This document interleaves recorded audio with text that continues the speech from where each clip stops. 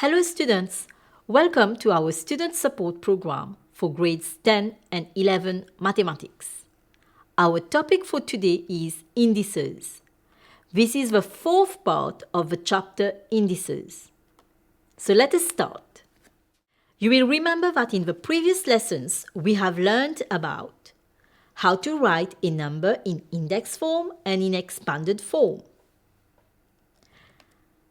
We have also learned about the multiplication law of indices, the division law of indices, the power law, the zero index, the two important rules, and the negative law of indices. In today's lesson, we will learn about fractional indices. So, a to the power of 1 over n can also be written in this form, where a is greater than 0 and n is a positive integer. If we have a to the power of m over n, there are two ways of writing it again. I can write it as a simply under the square root sign, or I can also write it as a to the power of m under the square root sign. But a should be positive and m and n are integers.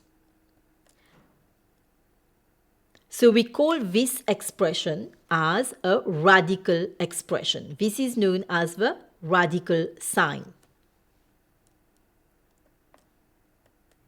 Example 1. Express the following in rational indices. So I have square root of x cubed. This can be written as x cubed raised to the power of half.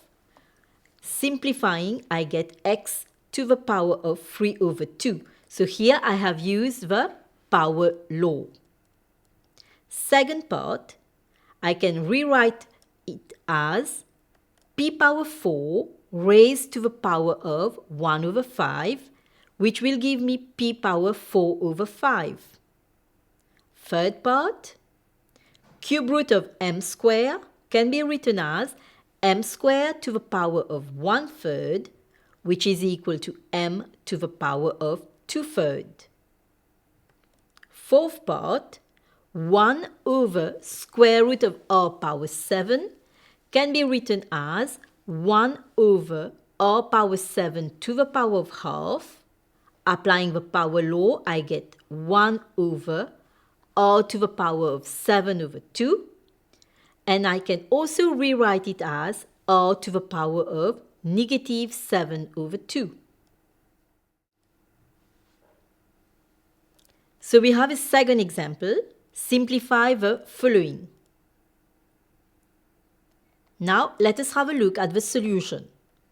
First part, a power 2/3 times a power half. Applying the multiplication law of indices, I add the powers. So 2/3 plus half will give me 7 over 6. So the final answer will be a raised to the power of 7 over 6. Second part now. 3 times 2 will give me 6. M will be raised to the power of 1/3 plus 1 over 6, which gives me half. So the final answer will be 6m power half. Third part, 6p to the power of 3/4 divided by 2p to the power of 1/4. So 6 divided by 2 will give me 3. Applying the division law here, I will get p raised to the power of 3/4 minus 1/4, which is half. So the final answer will be 3p power half. Fourth part, a power 1/4 raised to the power of 8 over 9. Applying the power law, I get a to the power of 2 over 9.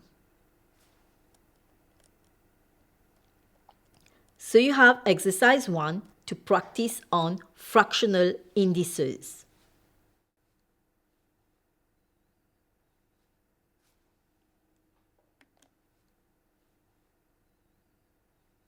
Now we will learn how to use prime factorizations to evaluate large numbers. But let us take a simple one to start with. 32 can be written as 2 times 2 times 2 times 2 times 2. That is 2 raised to the power of 5. Now, if I have to evaluate 32 to the power of 1/5, I can rewrite it as 2 to the power of 5 to the power of 1/5. Now, applying the power law, 5 times 1/5 will give me 1. So 2 to the power of 1 is 2.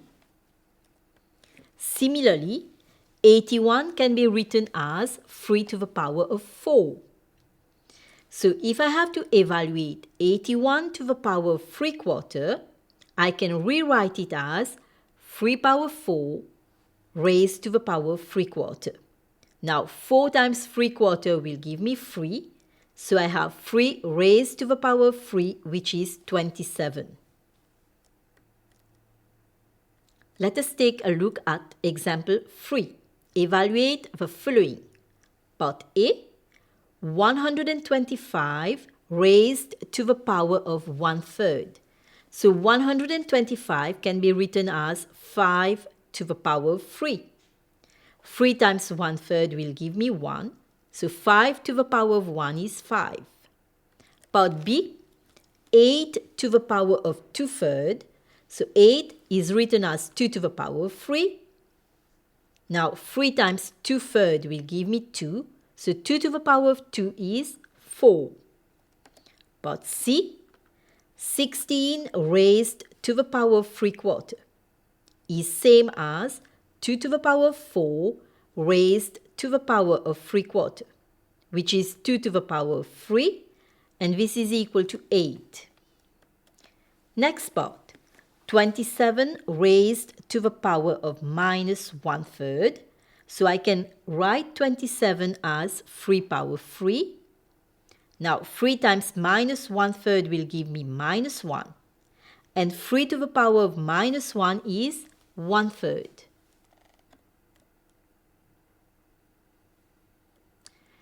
Now I have considered the fourth example by taking large numbers. So let us see how we can proceed to evaluate same. 216 raised to the power of 2/3.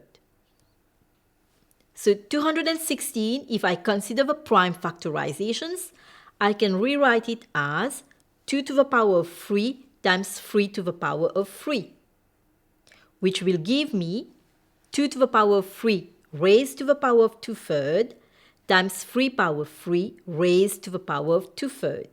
Applying the power law, I get 2 to the square times 3 to the square, which is 4 times 9, and the final answer will be 36. Part B, 8,000 to the power of minus 2/3. So I can write 8,000 as 2 to the power of 3 times 10 to the power of 3 raised to the power of minus 2/3. Applying the power law, I get 2 to the power of negative 2 times 10 to the power of negative 2, which is 1/4 times 1 over 100. Simplifying, I get 1 over 400. Example 5, we will look at how to evaluate fractions raised to fractional powers. So let us have a look at part A. 25 over 49 raised to the power of half. So 25 can be written as 5 to the power of 2. 49 can be written as 7 to the power of 2. Simplifying, I get 5 to the power of 1 over 7 to the power of 1, which is 5 over 7. Part B, 36 over 625 raised to the power of half. This can be written as 6 to the power of 2 over 5 power 4 raised to the power of half.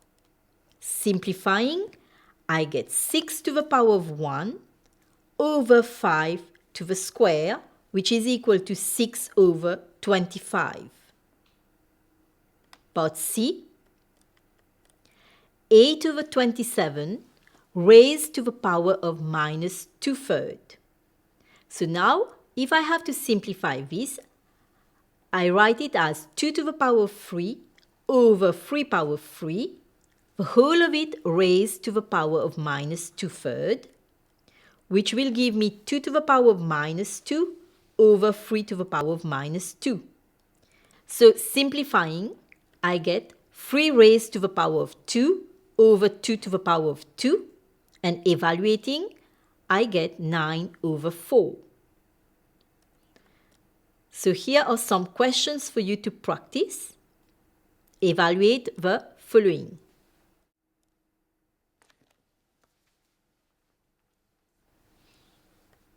Exercise 3. Here you have fractional powers with fractions.